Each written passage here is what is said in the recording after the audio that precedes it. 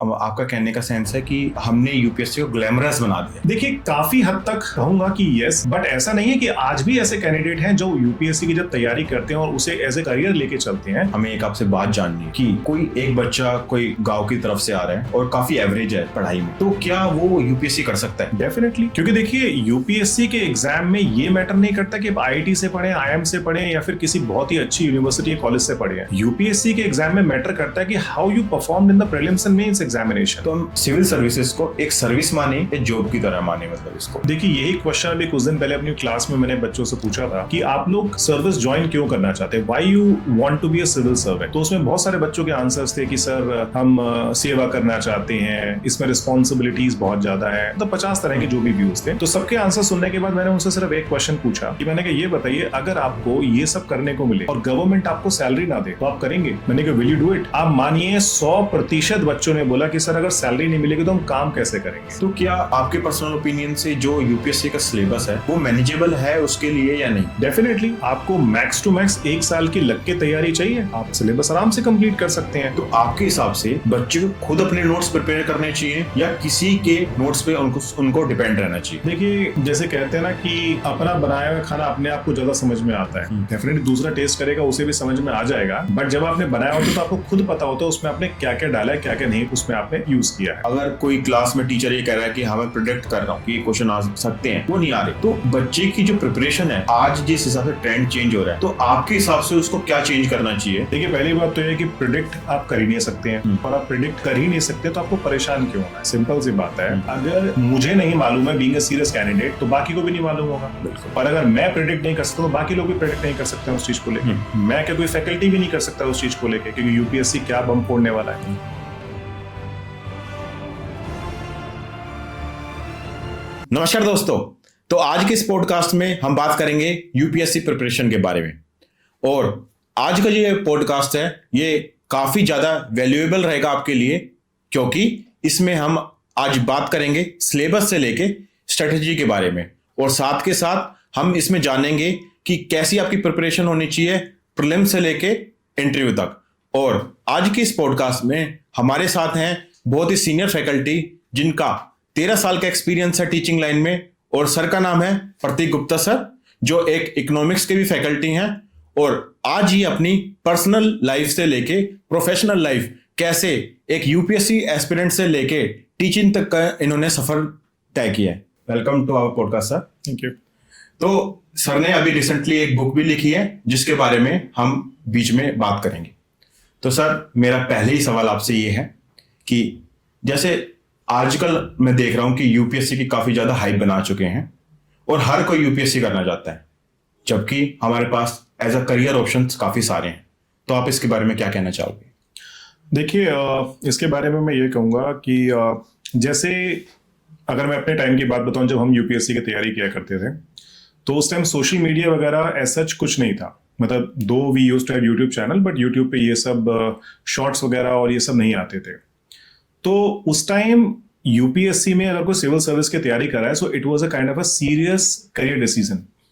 तो unless until आपको उसके बारे में मालूम नहीं है कि जॉब क्या है, काम क्या है, क्या आपको उसमें करना पड़ेगा, क्या आपकी करियर ग्रोथ है, क्या आपकी रिस्पॉन्सिबिलिटीज हैं, तो उन सारी चीजों को सोच के ही कोई कैंडिडेट डिसाइड करता था। जैसे जब मैंने डिसाइड किया था कि मुझे सिविल सर्विस एग्जाम की तैयारी करनी है, तो ऑलमोस्ट 1 साल पहले से मैंने उसके बारे में रिसर्च करनी स्टार्ट कर दी थी कि मुझे अगर इस जॉब में जाना है तो क्या करियर प्रोस्पेक्ट्स हैं और क्या एग्जाम है जो मुझे लिखना है। ठीक है, आजकल के टाइम में क्या हो गया है कि यूपीएससी एक क्रेज हो गया, सिविल सर्विस एग्जाम एक क्रेज हो गया, क्योंकि सोशल मीडिया पे आप लोग देखेंगे कि आजकल बहुत सारे लोग अपने शॉर्ट्स बनाते हैं, फिर जैसे मूवीज आने लग गई हैं जिसमें पुलिस के रोल को, एडमिनिस्ट्रेशन के रोल को काफी ज्यादा हाईलाइट करने लगे हैं। खासकर आप पुलिस की बात करेंगे, सिंघम मूवी हो गई या फिर कुछ और मूवीज हो गई, जैसे अभी 12th फेल आई थी, फिर एक शादी से रिलेटेड मूवी आई थी जिसमें एक लड़के को एक लड़की छोड़ देती है बिकॉज उसकी पीसीएस में जॉब लग जाती है, और उसके बाद फिर उस पूरे रोल को बहुत ही ज्यादा एक्सेसिवली हाईलाइट करके उसे बड़ा चढ़ाकर दिखाया गया था।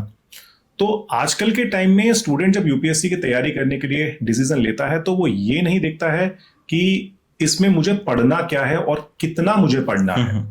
वो बस इन शॉर्ट्स को देखा या फिर जो भी चीजें हम देख रहे हैं, जिस तरह से हाइप क्रिएट की गई है, उस तरीके से वो पढ़ाई करना स्टार्ट कर देते हैं। तो अब आपका कहने का सेंस है कि हमने यूपीएससी को ग्लैमरस बना दिया है। देखिए, काफी हद तक कहूंगा कि यस, बट ऐसा नहीं है कि आज भी ऐसे कैंडिडेट हैं जो यूपीएससी की जब तैयारी करते हैं और उसे एज ए करियर लेके चलते हैं तो वो पहले उसके बारे में समझते हैं, रिसर्च करते हैं। देखिए, सिंपल सा एग्जांपल है, अगर कहीं आपको घूमने जाना है तो घूमने जाने के लिए पहले आप रिसर्च करते हैं कि मैं किस होटल में रुकूंगा, मैं फ्लाइट से जाऊंगा, ट्रेन से जाऊंगा, कितना मुझे खर्चा करना है, क्या नहीं करना है। तो वो सब चीजें आप सोच समझ के ही उस जगह की प्लानिंग करते हैं कि क्या वो मेरे बजट में है या नहीं है। बट अगर आप सिंपली सोचें कि चलो यार यहाँ घूमने चलते हैं और उठ के आप चल दें, तो उस केस में कभी भी आपका वो ट्रिप सक्सेसफुल नहीं होता है। सो इन अ वे, अगर आप प्लान करके नहीं चल रहे हैं तो एक प्रॉब्लम क्रिएट होती है। जैसे मैं क्लास करके ही आ रहा हूं, तो मैं आपसे कहूंगा कि क्लास में जब मैं बच्चों को देखता हूं तो जब वो पहली क्लास में नया बैच स्टार्ट होता है, so they are like very happy and very excited, कि उनके चेहरे से लगता है कि बस क्या है, हम क्या कर देंगे, अब तो बस हम पास कर ही देंगे एग्जाम। बट जैसे जैसे वो प्रिपरेशन में आगे बढ़ते हैं, 10 दिन होते हैं, 15 दिन होते हैं, 25 दिन होते हैं, महीना 2 महीना होने लग जाता है, उसके बाद उनको समझ में आने लग जाता है कि यार मुझे कितना ज्यादा पढ़ना है। क्योंकि it's not like that you just need to cover 1 or 2 subject, you need to cover almost 13-14 subjects for the GS subject, for the general studies and optional also you need to cover. तो जब तक आप सोच समझ के नहीं decision लेंगे तो बाद में ऐसा ही झटका लगेगा। तो सर, जैसे काफ़ी बच्चों की एक आती है, लाइक उनका कमेंट्स में भी आता है कि सर हमें एक आपसे बात जाननी है कि कोई एक बच्चा कोई गांव की तरफ से आ रहा है और काफ़ी एवरेज है पढ़ाई में, तो क्या वो यूपीएससी कर सकता है? डेफिनेटली, क्योंकि देखिए यूपीएससी के एग्जाम में ये मैटर नहीं करता कि आप आईआईटी से पढ़े, आईएम से पढ़े या फिर किसी बहुत ही अच्छी यूनिवर्सिटी या कॉलेज से पढ़े हैं। यूपीएससी के एग्जाम में मैटर करता है कि how you perform in the prelims and mains examination. So it doesn't matter you are from open university और from a very prestigious college, doesn't matter. Matter करेगा कि आपने कैसे सिलेबस को कंप्लीट किया है, कैसे उसको अच्छे से रिटेन किया है और कैसे आपने अपने आप को एग्जाम में प्रेजेंट किया है। मेरे पास ऐसे बहुत सारे एग्जाम्पल है, मैं आपको बताऊंगा, जहां पे इग्नू से Indira Gandhi national open university जो है उसमें बच्चे ने सिंपल ग्रेजुएशन करी और पहले अटेम्प्ट में उसकी 14th रैंक 15th रैंक आई है। मेरे पास बहुत एग्जाम्पल्स हैं ऐसे। तो बच्चों, आप सुन रहे हो जो सर बता रहे हैं, ये काफी यूजफुल इंसाइट है कि अगर आप चाहे कैसे भी बैकग्राउंड से आते हो और आप किसी भी टायर 1 या टायर 2 या टायर 3 सिटी से आ रहे हो, तो आपकी चांसेस भी उतने ही हैं जितना कोई एक रेप्यूटेड कॉलेज से पढ़ के आ रहा है। बिल्कुल। अब जैसे मैं आपको बताऊंगा, जैसे अभी मैं फिजिक्स वाला के साथ काम कर रहा हूं, तो फिजिक्स वाला ज्वाइन करने के पीछे मेरा सबसे बड़ा रीजन ही ये था कि वहां पे जब मुझे पता लगा कि हाँ, यहाँ पे हम यूपीएससी का कंप्लीट कोर्स 10 to 15,000 रुपीज में करवाने वाले with the same quality that you get in the other institute, so I was like I need to attach. और आप बिलीव नहीं करेंगे, पिछले दो साल मुझे अभी पीडब्ल्यू के साथ काम करते हुए, मैं पिछले 2 साल के अंदर 1 लाख से ज्यादा बच्चों को पढ़ा चुका हूं ऑनलाइन में। And in the same mode as we doing in the offline, same way हम ऑनलाइन में वही क्वालिटी प्रोवाइड करते हैं। और आप मानेंगे नहीं, बच्चों की क्वालिटी बहुत अच्छी है। क्योंकि देखिए, क्वालिटी इस बात से डिटरमिन नहीं होती आप किस कॉलेज से आ रहे हैं, क्वालिटी इस बात से डिटरमिन होती है कि जब आप जिस चीज को पढ़ रहे हैं तो कितने अच्छे से उन चीजों को फॉलो कर रहे हैं। बिल्कुल सर। तो अगर एक बहुत अच्छे कॉलेज से स्टूडेंट है और वो सीरियस नहीं है एग्जाम की प्रिपरेशन को लेके, वो नहीं पास कर पाएगा। पर वहीं एक स्टूडेंट है जो एक एवरेज कॉलेज से, बिलो एवरेज कॉलेज से है और वो बहुत सीरियसली प्रिपेयर कर रहा है और एक अच्छा रूटीन फॉलो कर रहा है पढ़ाई करने का, वो डेफिनेटली क्लियर कर सकता है। तो सर, आजकल जैसे हम जितने भी शॉर्ट्स वगैरह देखते हैं, आपने बताया कि काफी ज्यादा मूवीज भी यूपीएससी के ऊपर बन रही हैं। तो सर, यूपीएससी ऐसा करियर को एक कोई एस्पिरेंट कोई कर जाता है क्लियर, तो हम सिविल सर्विसेज को एक सर्विस माने या जॉब की तरह माने, मतलब इसको आप क्या कहना चाहोगे?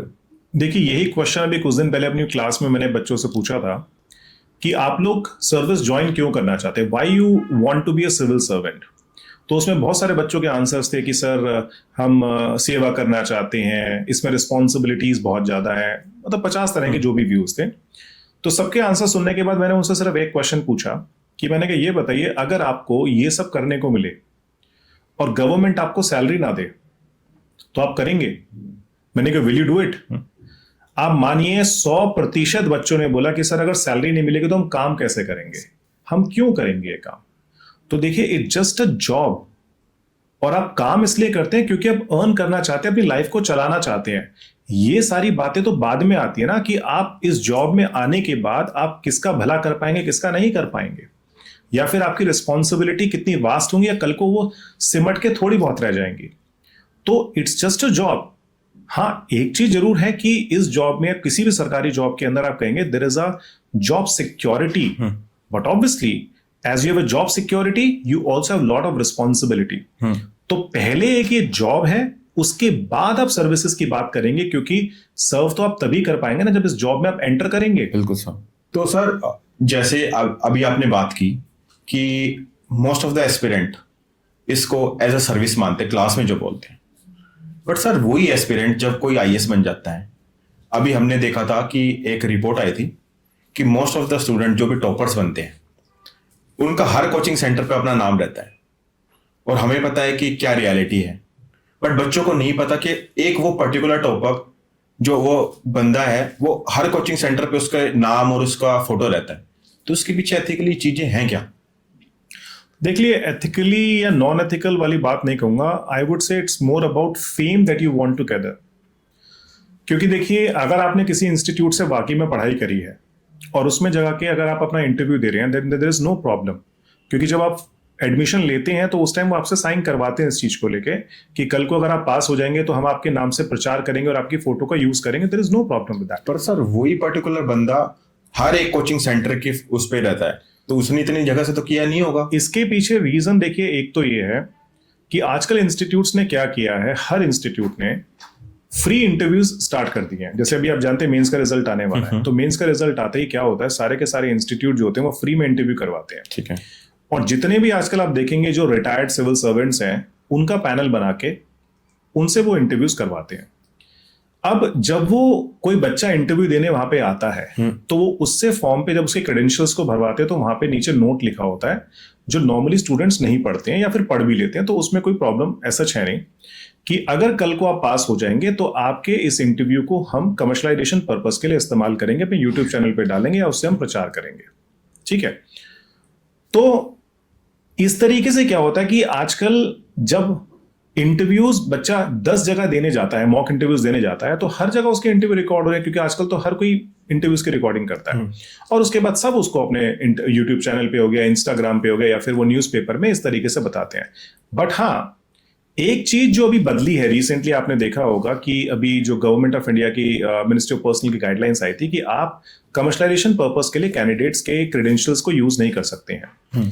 ठीक है। तो जो, बट उसके बाद भी मैं देख रहा हूँ कोई उसमें बहुत फर्क आया नहीं है। बट एक चीज जो सिर्फ छोटी सी बदली है वो ये है कि अब इंस्टीट्यूट ने ये मेंशन करना स्टार्ट कर दिया है कि हमारे फाउंडेशन कोर्स के थे या फिर हमारे इंटरव्यूज से थे, जिसको वो इंटरव्यू गाइडेंस प्रोग्राम बोलते हैं, कि हमारे उस प्रोग्राम से थे, बस ये मेंशन कर देते हैं, इससे ज्यादा कुछ नहीं। तो मैं एथिकली नॉन एथिकली नहीं कहूंगा, मैं ये कहूंगा कि एक आजकल बच्चा भी चाहता है, क्योंकि देखिए फेमस होना किसे बुरा लगता है, हर कोई चाहता है वो फेमस हो।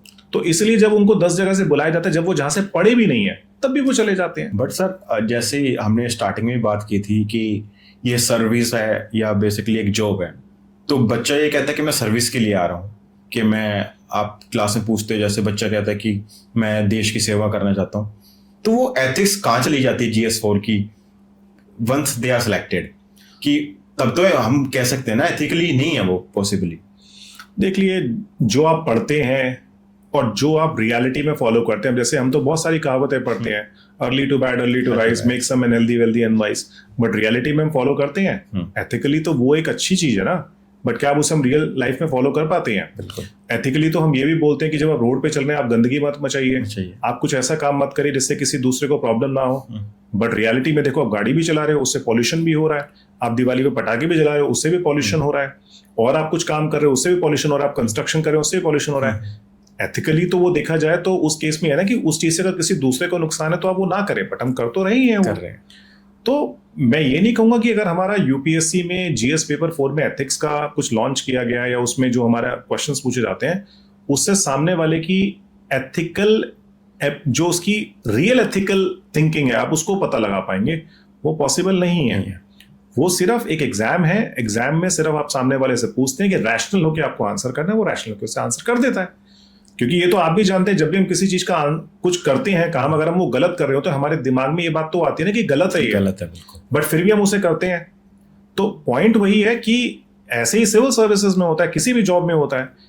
अगर अब आप एक छोटा सा एग्जांपल लीजिए, आप जानते हैं कॉर्पोरेट में आजकल बहुत सारे लोग हर कोई छुट्टी मारते हैं ये बोल के कि मैं बीमार हूं, पर वो बीमार नहीं होता क्योंकि उनको सिक लीव मिली होती है तो वो लेते हैं। अब उनको पता है वो एथिकली गलत है, बट फिर भी कर तो रहे हैं ना वो चीज, तो वही मान लीजिए। तो सर ये तो हमने एक ऊपर से जान लिया कि यूपीएससी क्या है, किस तरह से चल रहा है। अब थोड़ा सा स्टूडेंट फोकस होकर बात करते हैं। सर कोई भी बिगनर है, वो प्रिपरेशन स्टार्ट करना चाहता है, तो क्या आपके पर्सनल ओपिनियन से जो यूपीएससी का सिलेबस है वो मैनेजेबल है उसके लिए या नहीं? डेफिनेटली आपको मैक्स टू मैक्स 1 साल की लग के तैयारी चाहिए, आप सिलेबस आराम से कंप्लीट कर सकते हैं। लग के तैयारी करने का मतलब मेरा यहाँ पे ये है कि आप रेगुलरली स्टडीज कर रहे हैं, ब्रेक नहीं ले रहे हैं कि 2 दिन 4 दिन आपने बीच में पढ़ाई नहीं करी, फिर आप पढ़ने लग गए 10-15 दिन, फिर आपने छुट्टी ले ली आराम से। It's not like that. If you need to prepare and if you want to complete the entire syllabus in 1 year, then you need to go and just, 1 साल में लगातार पढ़िए। ब्रेक डेफिनेटली अपने आप को दीजिए इन अ वे कि कभी आपने वीकेंड पे थोड़ा लाइट ले लिया कि ठीक है यार आज 2 घंटे 3 घंटे पढ़ूंगा, बाकी नहीं पढ़ूंगा थोड़ा, या कहीं आपको थोड़ा बहुत टाइम घूमने जाना है 2-4 घंटे के लिए, तो आप जाइए। बट कुछ बेसिक रूल्स हैं कि न्यूज़पेपर आपको डेली पढ़ना है। उसके अलावा जो सब्जेक्ट आपने टारगेट किया है, जो टाइम टेबल आपने बनाया कि मुझे 10 दिन 20 दिन 30 दिन के अंदर ये सब्जेक्ट पूरा करना है, जितनी उसकी वेटेज है एग्जाम में उसके हिसाब से, जितना उसका कंटेंट है उसके हिसाब से, वो आपको रिगरसली फॉलो करना पड़ेगा। अब जैसे मैं आपको एग्जांपल दूं कि जब मैंने तैयारी करी थी, जो हमारे ग्रुप में हम सब लोगों ने तैयारी करी थी, तो हमने अक्टूबर 2007 में कोचिंग स्टार्ट करी थी अपने, और हमारा 18 मई 2008 को हमारा प्रीलिम्स का पेपर था। तो हमें पता था कि हमारे पास केवल और केवल 4 और 4 8 महीने हैं, और 8 महीने में तैयारी करनी है। हमने 8 महीने आप मान के चलिए एक क्लास अपनी मिस नहीं करी, सिर्फ एक दिन हमारी छुट्टी करी थी इंस्टीट्यूट ने, वो भी न्यू ईयर की वजह से। तो लगातार हमारी क्लास चली, डेली हमने क्लास अटेंड करी, जब भी टेस्ट होते थे उनको हमने प्रॉपर तरीके से दिया, जब भी अगली क्लास में हम जाते थे तो उससे पहले उस सब्जेक्ट का जो भी कंप्लीट हो चुका उसको रिवाइज करके जाते थे, जिससे कि हम उस चीज को समझ पाए। इतना करा और आप मान के चलिए पहले अटेम्प्ट में हम इंटरव्यू तक पहुंच गए। तो मुद्दा यह है कि अगर रिगरसली किसी चीज को फॉलो करेंगे और डिसिप्लिन होकर तैयारी करेंगे तो डेफिनेटली आप कर पाएंगे 1 साल के अंदर। तो सर जैसे एस्पिरेंट हर एक बैकग्राउंड से आते हैं, किसी के पास अपॉर्चुनिटीज ज्यादा होती हैं, किसी के पास कम होती हैं, किसी के पास रिसोर्सेज ज्यादा है, किसी के पास कम है। तो जो बच्चे दिल्ली में हैं उनके पास एक ऑप्शन है कि वो कोचिंग ले सकते हैं, बट काफ़ी ज़्यादा स्टूडेंट ऐसे होते हैं जो काफ़ी आउटस्कर्ट एरिया से आते हैं। तो आपके हिसाब से सेल्फ स्टडी ज़्यादा इफेक्टिव है या कोचिंग? देखिए अब तो कोचिंग आप कहीं से ले सकते हैं। अभी मैंने आपको एग्जांपल दिया अपना फिजिक्स वाला का, हमारे यहाँ पे हमारा 10,000 का कोर्स है, 9,010। मैं यहाँ पे उनको प्रमोट करने के लिए नहीं बैठा हूँ, मैं जस्ट आपको बता रहा हूँ उस चीज के लिए कि 9,000 10,000 में वही चीज करवाते हैं एग्जैक्टली हम ऑफलाइन में करवाते हैं। बस फर्क इतना होता है कि आपको वहां पे कुछ भी हम हार्ड कॉपी में ना मटेरियल देते हैं, ना बुक्स देते हैं, और ना ही आपकी कोई ऑफलाइन क्लास होती है।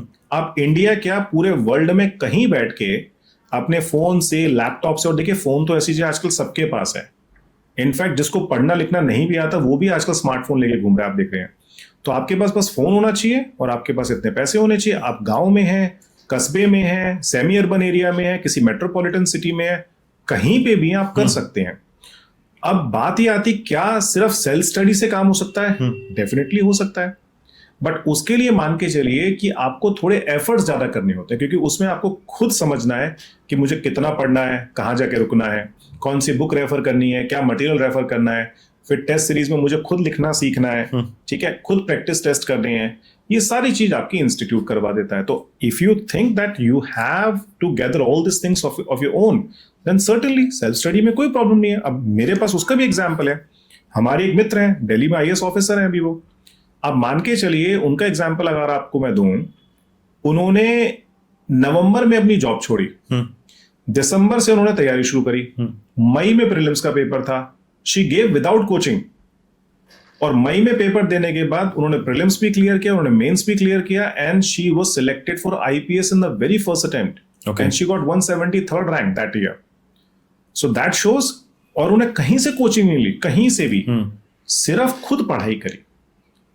तो अगर आपको लगता है कि, और उसका देखिए तरीका, उसका रीजन एक यही है कि वो क्यों कर पाए इतने कम टाइम के अंदर, क्योंकि जब उन्होंने जॉब छोड़ने का डिसीजन लिया तब तक उनको उन्होंने सारा ये पता लगा लिया था कि मुझे क्या पढ़ना है, कौन सी बुक रेफर करनी है और मुझे कितो she research a lot during the job so that once I will start I will take least time to complete the things.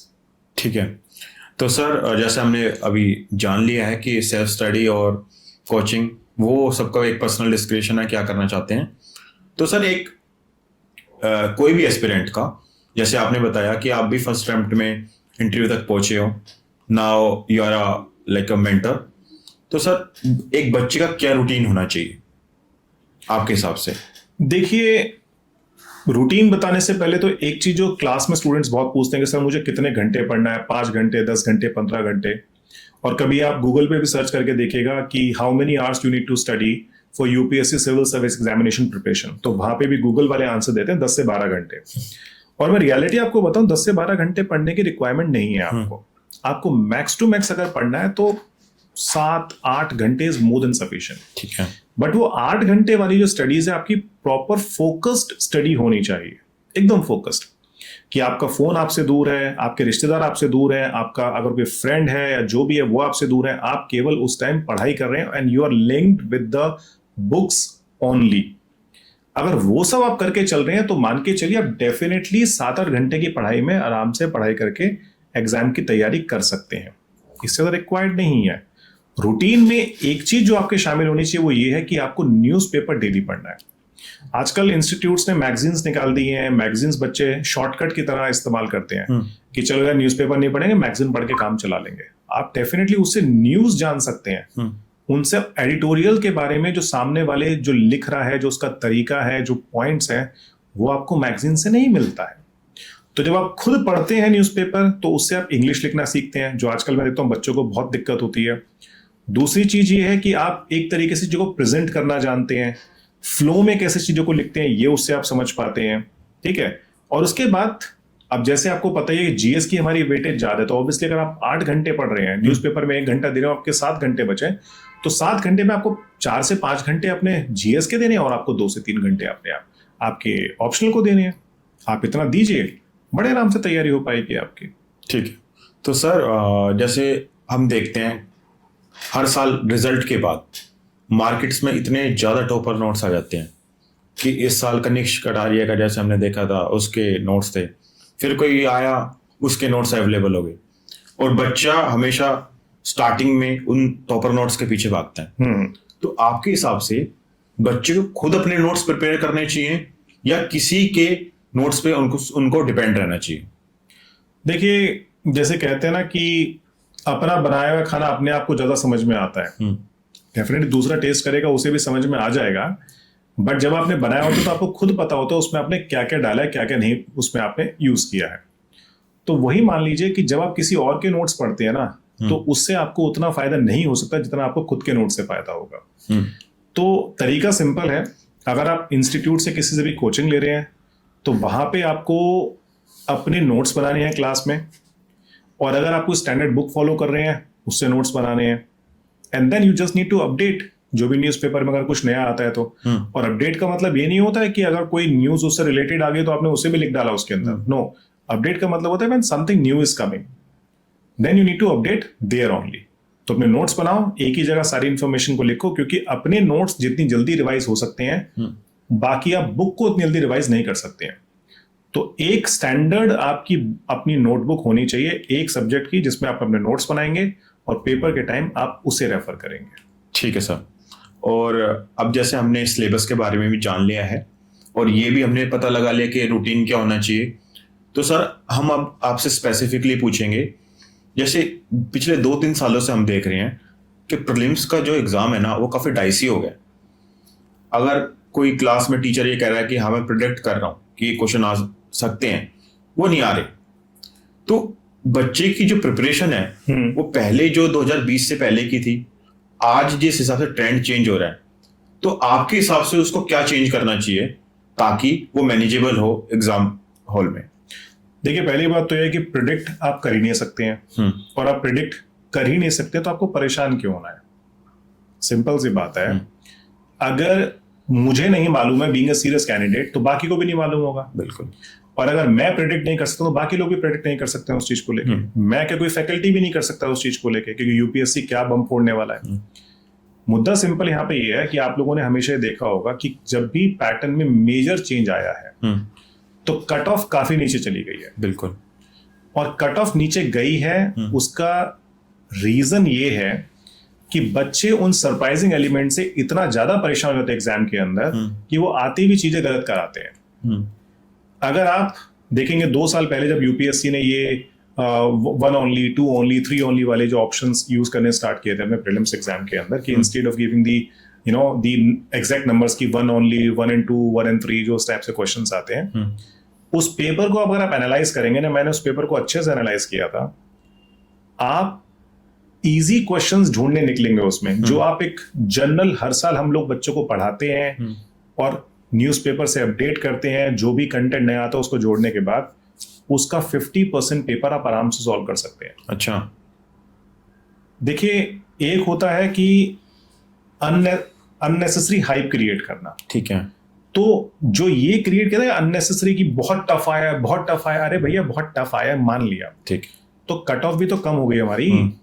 और कट ऑफ कम हो गई तो आप जितना पढ़ के आए थे, अगर उससे आपने कम क्वेश्चन सॉल्व किए तब भी तो आपका एग्जाम सॉल्व हो गया, तब भी तो आपका प्रीलिम्स पास हो गया। बिल्कुल। तो there is no need to be scared about changing pattern और something new is coming in the exam, because if something new will come that is going to impact all the students, तो उसमें cut off आपकी कम हो जाएगी। आपको examination hall में केवल अपने आप को काम बनाए रखना है, ठीक है। अगर पेपर आपको देख के लगता है बीइंग अ सीरियस कैंडिडेट कि वो why am keep on saying serious candidate, because जो प्रिपेयर्ड नहीं है उसके लिए तो टफ ही है।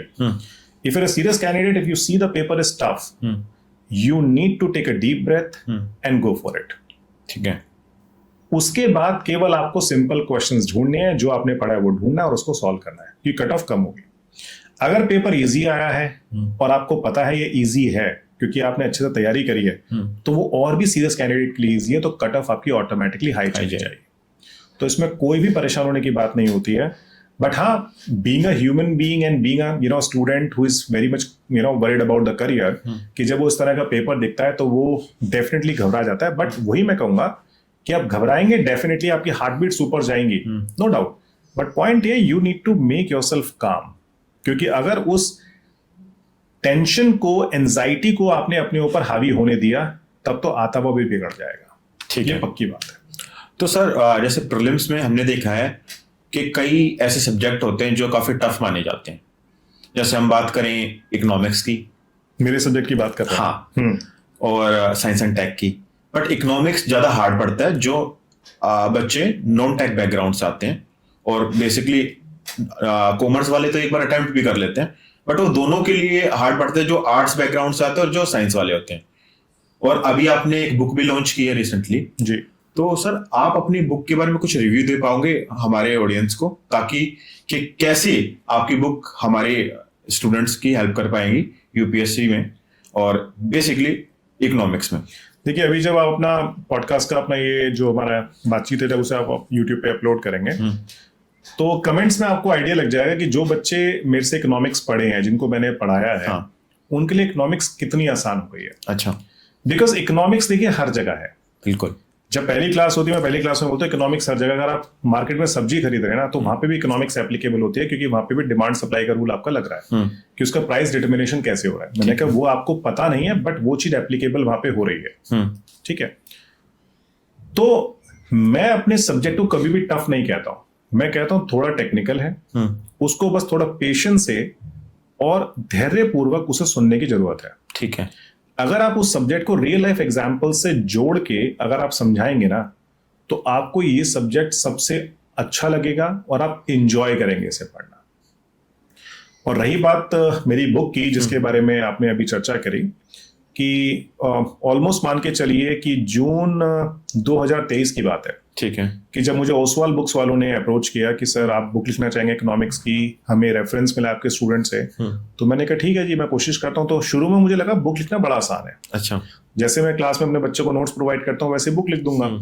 बट जब मैंने बुक लिखी, और बुक लिखने के बाद मान के चलिए जब नवंबर दिसंबर 2023, ऑलमोस्ट 4-5 महीने हो चुके थे लिखते हुए, तो लिखने के बाद एक बार मैं खुद अपने चैप्टर्स पढ़ने बैठा, और मुझे लगा कि यार अगर मैं इकोनॉमिक्स बैकग्राउंड का स्टूडेंट नहीं हूं, तो ये बुक समझ में मुझे नहीं आएगी, क्योंकि मैं इसमें बहुत ही टेक्निकल और एक तरीके से ऐसी लैंग्वेज यूज कर रहा हूं जो यूनिवर्सिटीज में प्रोफेसर्स हैं, या आप जब इकोनॉमिक्स को एज अ एकेडमिक्स पढ़ाते हैं तब आप उसको यूज करते हैं. Then I started writing it again from the very first chapter. Okay. और उसके बाद मैंने उनको प्रैक्टिकल एग्जाम्पल से, सिंपल लैंग्वेज से उसको समझाना स्टार्ट किया बुक के अंदर, और उसके बाद मैंने उसे प्रेजेंट किया. ठीक है. और एक जो मेरा टारगेट था बुक लिखने में वो ये था कि मैं कम से कम पेजेस में मैक्सिमम इंफॉर्मेशन स्टूडेंट्स को दे पाऊं, जिससे कि वो इस एग्जाम में अच्छा कर पाए. तो मैं ये नहीं कह रहा मेरे बुक को पढ़ के आप इकोनॉमिक्स में टॉप कर जाएंगे, यूनिवर्सिटी पास कर जाएंगे. नो, मेरी बुक केवल और केवल सिविल सर्विस एग्जाम के लिए है, जिसको पढ़ के आप प्रीलिम्स में 10 में अगर 10 क्वेश्चन आएंगे तो 10 में से 7 या 8 सॉल्व कर लेंगे, और मेंस में अगर आपके 10 क्वेश्चन है 10 में से आप 8 या 9 कर लेंगे. सर ने गारंटी तो पूरी नहीं है. देखिए, सर ने काफी बड़ी स्टेटमेंट दे दी है कि अगर सर की बुक पढ़ोगे तो 10 में से 7 क्वेश्चन हो जाएंगे. पर सर मेरा एक जो क्वेश्चन है आपकी बुक को लेके, कि जैसे हम मार्केट में देखते हैं शायद मुरनाल सर के नोट्स काफी वो है लाइक अवेलेबल, बट वो अलग अलग पिलर्स में है. वो नोट्स मेरे हिसाब से 1500 पेजेस के अराउंड होंगे. तो जो आपकी वाली बुक है वो कितने पेजेस की है, मतलब थोड़ा हमें बताओगे? 336 पेज है केवल. 336 बस. हाँ, और मार्केट में जितनी भी बाकी बुक्स हैं मान के चलिए किसी में 800 किसी में 700 हाँ. पेज है. तो मैंने बुक को इस पॉइंट ऑफ व्यू से लिखा है कि क्योंकि देखिए मैं हमेशा क्लास में बच्चों से कहता हूं कि यूपीएससी का exam is not about studying a lot, you need to study which is required. तो अगर आप उतना पढ़ रहे हैं तो आप अच्छा करेंगे. अगर आप अननेसेसरी पढ़ रहे हैं, आप देखिए कई इंस्टीट्यूट ऐसे हैं मार्केट में जो यूपीएससी सिविल सर्विस के कोर्स को कराने में 2-2.5 साल लगा देते हैं, जिसका मतलब ही नहीं है. इकोनॉमिक्स जो मैं अपनी क्लास में 100 से 120 घंटे में बच्चों को पढ़ाता हूं, केवल UPSC civil service point of view से, मैंने बहुत जगह देखा है कि टीचर्स 160, 170, 180 घंटे में पढ़ा रहे हैं. अरे भैया, उसकी रिक्वायरमेंट ही नहीं है. आप बच्चे को वो पढ़ाओ ना. एक तो पहली वो बेचारा जो बच्चा तैयारी कर रहा है वो सिलेबस के बोझ के अंदर दबा हुआ है. तो अगर आप उसे, क्योंकि देखिए उसे तो मालूम नहीं है ना क्या पढ़ना है क्या नहीं पढ़ना है, तो अगर आप उसे उतना पढ़ाएंगे जितना रिक्वायर्ड, तो डेफिनेटली वो अच्छा कर पाएगा, उसको बोझ भी कम होगा. बट देखिए अल्टीमेटली मैं आपको बताऊं, आता है पैसे वाली बात. बिल्कुल. जितनी ज्यादा आप क्लास करेंगे उतना ज्यादा पेमेंट आपको मिलती है. ये सिंपल से, यूपीएससी फील्ड में हमारे जितनी भी फैकल्टीज होती हैं वो या तो पर क्लास चार्ज करती हैं, या फिर वो नंबर ऑफ क्लासेस में बैच के हिसाब से चार्ज करते हैं. ठीक है. तो यहां पे क्या है कि हर किसी को लगता है कि यार ज्यादा क्लास लेंगे और ज्यादा हमारा होगा तो उसमें हमारी पेमेंट ज्यादा बन जाएगी. बट वो ये कभी नहीं सोचते हैं कि भैया जो बच्चे को आप पढ़ा रहे हैं, जिससे आप डील कर रहे हैं, कल को जब उसे पता लगेगा कि जो मुझे पढ़ाया गया उसकी रिक्वायरमेंट नहीं थी, तब सोचिए कि उसे कितना बुरा लगेगा. बिल्कुल. क्योंकि time is money, money is time. अगर आपने उस टाइम को वेस्ट कर दिया स्टूडेंट के, जो आपने 15-20 क्लास एक्स्ट्रा लिए, तो सोच के देखिए ना उसका कितना क्रूशियल टाइम वेस्ट हुआ है वो. बिल्कुल. तो उस चीज को सोचना चाहिए कि तो गाइस, जैसे सर ने बताया, एक काफी बड़ी स्टेटमेंट सर ने दी हुई है कि अगर आप सर की बुक पढ़ोगे तो आप 10 में से होपफुली 7 से 8 क्वेश्चन बिल्कुल अटेम्प्ट कर पाओगे. और अगर आपको ये पता लगाना है कि सर की कौन सी बुक है, तो जब ये पॉडकास्ट हम अपलोड कर देंगे तो मेरे कमेंट सेक्शन में मैं सर की बुक का लिंक भी डाल दूंगा, आप जाके इसको जरूर चेक करना. तो सर ये तो ही हमारी अब लाइक प्रीलिम्स से रिलेटेड काफी बात हो गई जी, कि किस तरह से तैयारी करनी चाहिए, क्या हमारा स्टडी प्लान होना चाहिए, सब कुछ. अब आते थोड़ा सा मेंस की तरफ. जैसे मेंस में हमने देखा है कि मार्केट में भी और मोस्टली बच्चे हवा बना देते हैं आंसर राइटिंग का, कि पूरे साल आंसर राइटिंग करनी है, अगर ये नहीं किया तो फिर तो एग्जाम निकल ही नहीं सकता. तो सर आप भी एस्पिरेंट रहे हो, तो आप क्या कहना चाहोगे आंसर राइटिंग के पर्सपेक्टिव के बारे में, कि क्या स्ट्रेटेजी होनी चाहिए, किस तरह से कोई बच्चा, क्योंकि हर बैकग्राउंड से आता है, कोई हिंदी मीडियम से भी है, कोई इंग्लिश मीडियम से भी है, ठीक है, तो किस तरह से स्टार्ट करें ताकि कल को अगर वो मेंस में बैठता है तो उसके पास एक पर्टिकुलर फ्रेमवर्क हो अपने आंसर लिखने का, और वो इंटरव्यू तक आसानी से पहुंच सके. तो आप अपने पर्सनल टिप्स दीजिए इस पे. देखिए, first of all there is no hard and fast rule about writing the answers in the mains examination, specifically for civil service.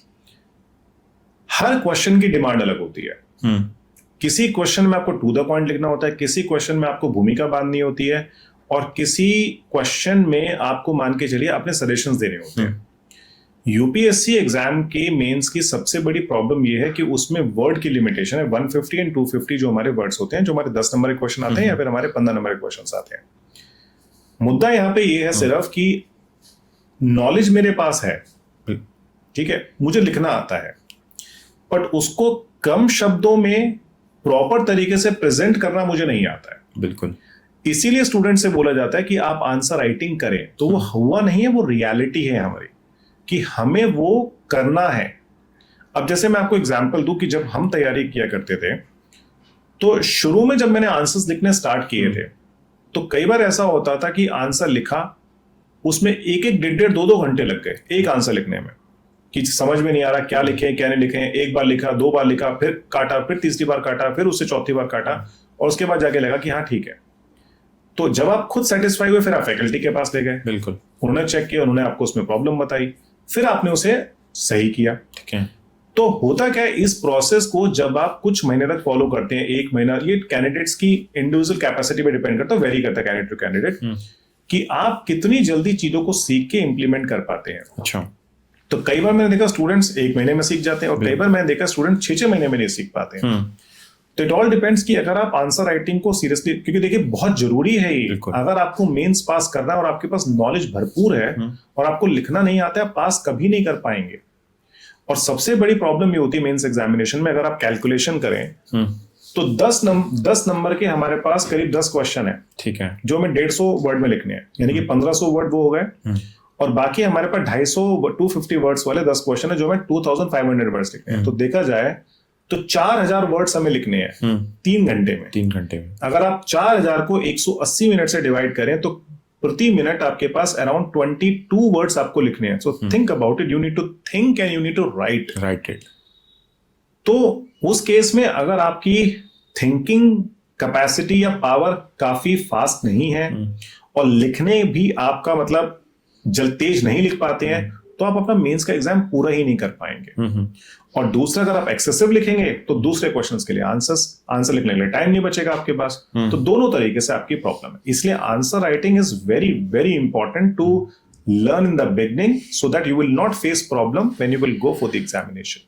तो सर, आपके हिसाब से जो आंसर राइटिंग में सबसे ज्यादा इंपॉर्टेंट क्या रोल प्ले करता है, लाइक द कंटेंट या स्ट्रक्चर या टाइम मैनेजमेंट, या तीनों? बोथ, तीनों ही चीजें आप कह सकते हैं। टाइम भी जरूरी है, स्ट्रक्चर भी जरूरी है, और आपका कंटेंट भी जरूरी है। परंतु कंटेंट अगर आपका अच्छा है और उसमें स्ट्रक्चरल फ्लो नहीं है, उससे एक मीनिंग नहीं निकल पा रहा है, तो वो बेकार है। अच्छा, ठीक है। टाइम अगर आपने ज्यादा ले लिया तो दूसरे क्वेश्चन के आंसर लिखने के लिए आपके पास टाइम की कमी हो जाएगी। और ये चीज आप सीखते हैं, आप न्यूज़पेपर पढ़ते हैं, न्यूज़पेपर में आप देखते हैं कि जो हमारे एडिटोरियल्स आते हैं उसमें सामने वाले ने अपनी बात को प्रेजेंट किया है, तो उसको एक प्रॉपर फ्लो में with all the paragraphs are being connected with the proper flow, तो आप वो समझ पाते हैं।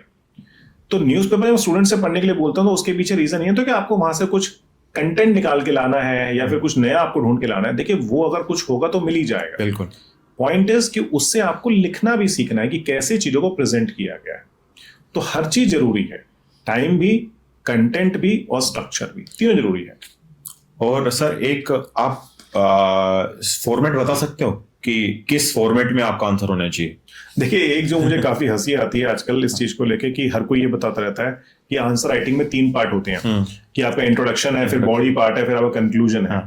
डेफिनेटली देखिए, कंक्लूजन एक ऐसी चीज है कि अगर आप वो नहीं लिखेंगे तो आंसर एंड नहीं हो रहा है। But what do you mean by introduction? अगर क्वेश्चन में मेरे से पूछा गया कि मुझे सजेशन देने हैं तो मैं उसमें इंट्रोडक्शन क्या दूंगा, क्या लिखूं?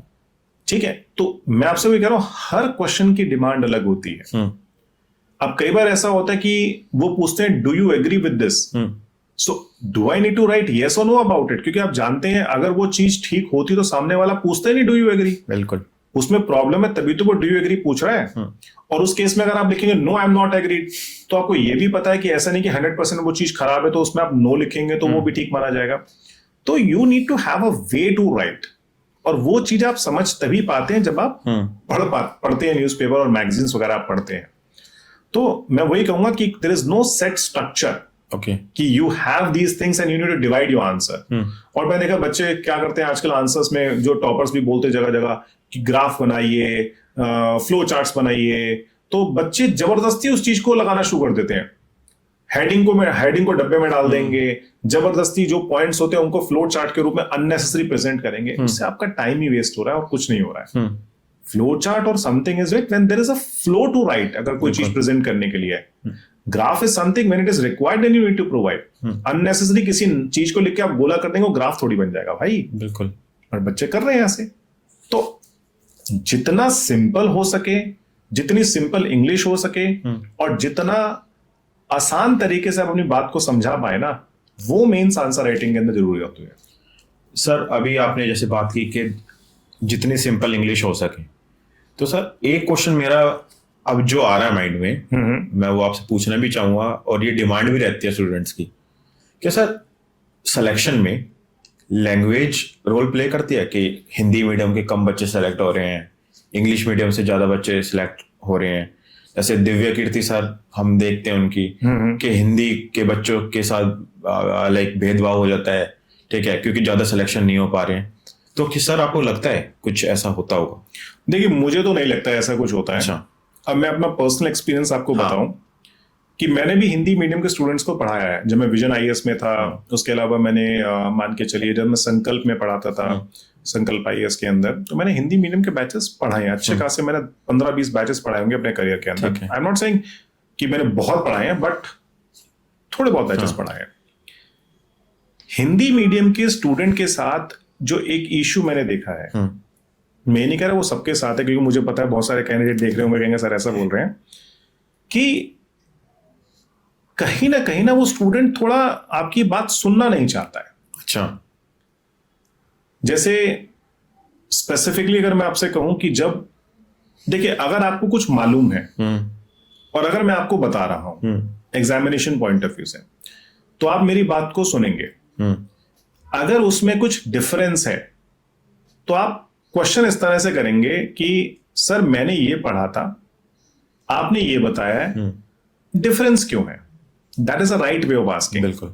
और मैं नहीं कह रहा 100% स्टूडेंट्स पे एप्लीकेबल होता है हिंदी मीडियम के। I am very particular in terms of using each and every word, क्योंकि आप जानते हैं आजकल छोटी छोटी बातों का मुद्दा बन जाता है। तो मेजॉरिटी स्टूडेंट्स जो हिंदी मीडियम में जब अगर कुछ उनको कुछ आइडिया है और जब वो मेरे पास इस बात को लेके आते थे कि सर ये हमने पढ़ा है, तो उनकी लैंग्वेज ये होती है कि सर हमने ये पढ़ा है, आपने गलत बताया है। That is what I saw कि मैं कहता हूं भाई माना जो आपने पढ़ा है, मैं ये नहीं कह रहा वो गलत है और जो मैंने पढ़ा है वो भी गलत नहीं है। इट्स जस्ट दैट कि इकोनॉमिक्स जैसे सब्जेक्ट में एक ही बात को आप कई तरीके से समझा सकते हैं, because it's not a science and it's an evolving subject. तो उस केस में यह है कि अगर आप उस चीज को सुनेंगे, ठीक है, तो एक तो बात ही हुई।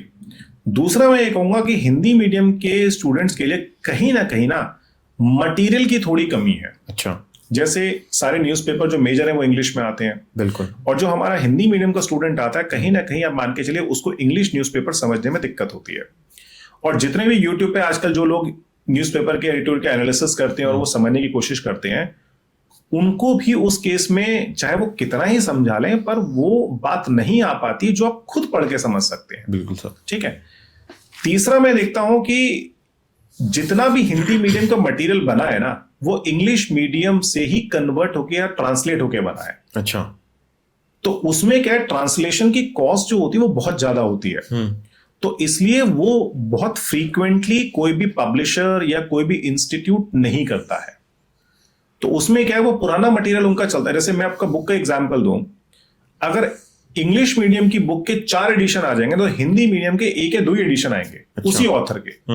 क्योंकि आपको जब वो ट्रांसलेट करवानी है और सारा का सारा, क्योंकि आप देखते सारे के सारे सॉफ्टवेयर हमारे इंग्लिश में ही है, इंग्लिश में, और हिंदी की टाइपिंग करने वाले और उसको एग्जैक्ट ट्रांसलेट करने वालों की कमी बहुत है। और उसकी ट्रांसलेशन, अच्छी ट्रांसलेशन करने वाले बहुत कॉस्टली भी पड़ते हैं। हमने तो देखा है कि कितना पर वर्ड के हिसाब से चार्ज किया जाता है, कि अगर आप 100 वर्ड ट्रांसलेट कराएंगे तो उसके चार्ज पर वर्ड के हिसाब से 50 पैसे, 1 रुपया, उस हिसाब से उसकी चार्ज किया जाता है। सो इट्स नॉट, तो सोच के देखिए, कई बार मैं खुद सोचता हूं कि हमारा देश, ठीक है, जहां पे हम बात करते हैं हिंदुस्तान और हम बात करते हैं हिंदी की, वहां पे हिंदी की चीजें अवेलेबल नहीं है। कभी आप लोगों ने अभी इस चीज को भी ध्यान दिया हो कि हम हिंदी दिवस मनाते हैं और उसमें भी लिखते हैं हैप्पी हिंदी दिवस। और कभी आप नोटिस कीजिएगा इस चीज को कि जब हम किसी कस्टमर केयर पे कॉल करते हैं तो वहां पे भी बोलते हैं हिंदी के लिए दो तो दबाएं। हिंदी के लिए 2 दबाएं, हाँ। and to speak in English press 1. So they're also giving preference to English language. तो मुद्दा यही है कि आप हिंदी लैंग्वेज को अगर आप कहीं ना कहीं बढ़ावा देंगे। अब जैसे मैं आपको एग्जांपल देता हूं, अभी कुछ दिन पहले की बात है, हमारे एक मित्र चाइना गए हुए थे, तो कॉर्पोरेट में काम करते हैं, वो चाइना गए थे। तो जब वो आए तो उनसे अभी बातचीत हुई वीकेंड पे, तो बता रहे थे, कह रहे वहां पे हर चीज चाइनीज लैंग्वेज में है, हर चीज। खाने के पैकेट पे पूरी इंफॉर्मेशन चाइनीज में है, बुक्स रोड्स पे साइन बोर्ड चाइनीज लैंग्वेज में है, कोई इंग्लिश जानता है तब भी इंग्लिश नहीं बोलता। और आप तो हमारे यहाँ तो देखते ही हैं कि किसी को 2 लाइन इंग्लिश की आ जाए, बस वो इंग्लिश में ही बात करना स्टार्ट कर देता है। फ्लॉन्ट। हाँ, कि देखिए हमें इंग्लिश आती है, हम तो अलग हो गए आपसे। इनफैक्ट मैं आपको बताऊंगा, जैसे अभी मैं गुड़गांव में जिस लोकेलिटी में मैं अभी शिफ्ट हुआ हूं, वहां पे कई बार मुझे अजीब ही फील होता है। मैं पड़ोस वाले अंकल से बात करता हूं, अपने नेबर से बात करता हूं, तो मैं नमस्ते करता हूं या राम राम करता हूं या जिस तरह से भी उनको मैं विश करता हूं, they always like good morning या गुड आफ्टरनून या गुड इवनिंग, इस तरह से उनके विशिंग पैटर्न है।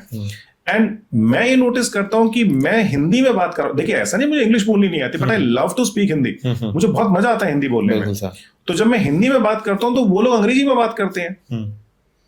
तो उनको कई बार, मैं सीरियस, कई बार उनको ये लगता है कि इसे अंग्रेजी नहीं आती है। भैया अंग्रेजी आने का मतलब थोड़ी मैं जबरदस्ती अंग्रेजी बोलता रहा हूं, हमारी मातृभाषा है, हम उससे बोलेंगे। तो कहीं ना कहीं वो चीज प्रमोट होने में एक कमी है, मैं डेफिनेटली कहूंगा। तो अगर वो चीज सॉर्ट आउट हो जाए तो आप रिजल्ट देखिए हिंदी मीडियम का कहां से कहां पहुंच सकता है। तो कैंडिडेट की जो प्रॉब्लम है वो एक पर्सनल है, जो मैंने आपको बोली यहाँ पे, बट मेन इश्यू यहाँ पे अवेलेबिलिटी का है, क्वालिटी मटेरियल का। अच्छा, ठीक है सर। तो आप हमारे ऑडियंस से सर अपना इंटरव्यू का लाइक एक्सपीरियंस शेयर करना चाहोगे कि जब कोई बंदा फर्स्ट टाइम इंटरव्यू के लिए जाता है तो क्या फीलिंग रहती है, मतलब उसको क्या मन में चलता रहता है और उनके सामने बैठ के कैसे फील होता है? डर लगता है और क्या है। अच्छा, डर ही लगता है जब आप एंट्री करते हैं, फिर जब बोर्ड का नाम अनाउंस होता है, फिर बोर्ड का नाम अनाउंस होने के बाद जब अपनी टर्न का वेट कर रहे होते हैं, फिर पियोन आते हैं, आपको ले जाते हैं उस रूम के लिए जहाँ पे आपके बोर्ड बैठे हैं, फिर बाहर जाके आप बेंच पे बैठ जाते हैं और बैठने के बाद फिर आप बेल बजने का वेट करते हैं कि अब मुझे अंदर बुलाया जाएगा। तो वो अलग ही फीलिंग होती है। बट हाँ, जब once you enter in the room and now you have 5 people in front of you, आपके सामने वो 5 लोग हैं, और जब आप उनसे बात करते हैं तो आपको समझ में आता है कि ऐसा कोई हवा वाली बात नहीं है, बड़ी बात नहीं है। It's just a normal interaction. और यूपीएससी में जो भी इंटरव्यू बोर्ड में लोग होते हैं वो बहुत ही फ्रेंडली होते हैं, मैं आपको बताऊं, वो बहुत ही कंफर्टेबल आपको करके लेके चलते हैं। अगर उनको कभी लगता भी है ना कि आप बहुत टेंस हैं या फिर एंजाइटी बहुत ज्यादा है या फिर आपके हाथ पैर कांप रहे हैं, so they will give you good amount of time and opportunity to make yourself calm down and then you will give the answer. तो ऐसा कोई नहीं है। Interview I believe is something which is very easy, क्योंकि अगर आपसे कोई पूछ रहा है और आपको आता है तो आप बताएंगे, और नहीं आता तो आप उसे पोलाइटली मना कर देंगे। बस यही है इंटरव्यू, और कुछ नहीं। तो हम इंटरव्यू को एज अ पर्सनैलिटी डेवलपमेंट का कुछ कह सकते हैं कि लाइक वो आपकी पर्सनैलिटी को जज करते हैं? देखिए पर्सनैलिटी तो ऑलरेडी डेवलप हो चुकी है हमारी। जब आप इंटरव्यू देने जाते हैं तो वो इंटरव्यू है आपका। सर इंटरव्यू का वही ना कि जैसे उनको नॉलेज चेक करनी थी, वो प्रीलिम्स और मेंस में उन्होंने चेक कर चुके हैं, बिल्कुल ठीक है। अब है मेन चीज इंटरव्यू में, तो इंटरव्यू में वो मतलब मैटर करता है। जैसे हम सुनते हैं कि you have to sit like this, ठीक है, आप सीधे बैठना चाहिए, उनको ये नहीं लगना चाहिए कि आप डीमोटिवेटेड हो, आपको कॉन्फिडेंस दिखाना है। तो ये सारे पार्ट्स पर्सनैलिटी के हैं। तो आप इनडायरेक्टली हम कह सकते हो आपकी पर्सनैलिटी चेक करते हैं कि कल को अगर आप डीएम वगैरह या आईपीएस लगोगे तो आप उसके लिए कैपेबल हो या नहीं हो। देखिए अगर मैं आपसे ये चीज कहूं कि हमारे जो बड़े बुजुर्ग होते हैं, जिनकी हम बहुत रिस्पेक्ट करते हैं, और जब भी हम कभी उनसे मिलते हैं तो आप देखते हैं हम एक मैनर्स, एक जो बेसिक हमारे एटिकेट्स होते हैं वो फॉलो करते हैं। बिल्कुल, ठीक है, कि जब हम किसी के सामने बैठे होते हैं बड़े के आगे, तो आप जानते हैं आप क्रॉस लेग करके नहीं बैठते हैं, आप पोलाइट रहते हैं, बिल्कुल, आपकी जो मैनर्स है, आप अच्छे कपड़े पहन के जाते हैं, ठीक है। तो वही चीज आपके इंटरव्यू में है। You are going to, you are aspiring for a job which is very prestigious, so we basically at least expect some basic etiquettes and manners that you should have. okay, वही है, अच्छे कपड़े पहन के जाइए, press करे हुए, ठीक है, आपकी शेविंग हुई होनी चाहिए, बाल ठीक से बने होने चाहिए, ठीक है, आप टाई लगा के जाएं, या जो भी हमारे एक बेसिक इंटरव्यू के हमारे एटिकेट्स होते हैं वो आप फॉलो करेंगे। और वहां जाने के बाद रही बात ये कि आप मोटिवेटेड हैं नहीं, तो मोटिवेटेड से आप क्या समझाना चाह रहे हैं कि सामने वाले के चेहरे पे प्रॉपर हंसी बनी रहे या जो भी है, ऐसा कुछ नहीं है। देखिए, जो क्वेश्चंस होते हैं, क्वेश्चंस के हिसाब से आपके चेहरे पे भाव आते हैं। अगर मेरे से कोई पूछ रहा है, अब जैसे इंटरव्यू में एक हमेशा ज्ञान देते हैं लोग, मैं देता हूं कि चेहरे पे स्माइल बनाए रखिए, ठीक है। अब मेरे से कोई पूछ रहा है कि भैया देश में गरीबी बहुत ज्यादा है या प्रॉब्लम है, उसको आप कैसे देखते हैं, तो मैं ऐसे थोड़ी बोलूंगा अरे सर देश में गरीबी तो बहुत ज्यादा है, मैं आपको बता नहीं सकता। अब भैया सेंसिटिव क्वेश्चन है, तो उस केस में भाव तो आपके चेहरे पे सेंसिटिव ही आएंगे ना। You need to show some sensitization कि हाँ सर मैं उसके लिए बहुत कंसर्न हूं। चाहे आप अंदर से कुछ भी सोचो, that's a different thing, but at least वो चेहरे पे दिखना तो चाहिए ना आपका। बिल्कुल। तो पॉइंट बहुत सिंपल सा है, अगर मेरे से ऐसे हाथ रख के नहीं बैठा जा रहा है तो कोई प्रॉब्लम नहीं है। बिल्कुल। अगर मुझे ऐसे हाथ रख के बैठना है या फिर मुझे थोड़ी हैंड मूवमेंट करनी है, तो then again it's not a problem. हमने इंटरव्यू दिए हैं, हमारे साथ हमारे ग्रुप में लोगों ने दिए हैं और बहुत अच्छा स्कोर किया। हमारे ग्रुप में ऐसे भी लोग थे जिनके उस टाइम इंटरव्यू में 300 में से 239 आए हैं, 219 आए हैं, 220 ऐसे मार्क्स आए हैं। अच्छा। और हमने कभी भी इन चीजों के लिए बॉदर नहीं किया, हमें बेसिक एटिकेट्स फॉलो करने थे। हम क्लास रूम में गए हैं, बैठे हैं ऐसे आराम से, और बैठने के बाद अगर मुझे हाथ ऐसे रखना अच्छा लगता तो मैं ऐसे कंफर्टेबल हूं। हाँ, ये है कि हैंड मूवमेंट पे अगर आपका हाथ जो है कि भैया वो, अरे सर आपको पता है वहां पे ऐसा था सर वहां पे उसने ऐसा, मतलब आपके हैंड मूवमेंट ऐसे नहीं होने चाहिए। बिल्कुल। It's just to be basic कि sir this is what I think, this is what I believe, this is my thinking. ठीक है, दो चीजें बस आपको इंटरव्यू में ध्यान रखनी है जिससे कि आपके मार्क्स ना कटे नेसेसरी। पहला कि आपको झूठ नहीं बोलना है, ठीक है, वो पकड़े जाएंगे आप।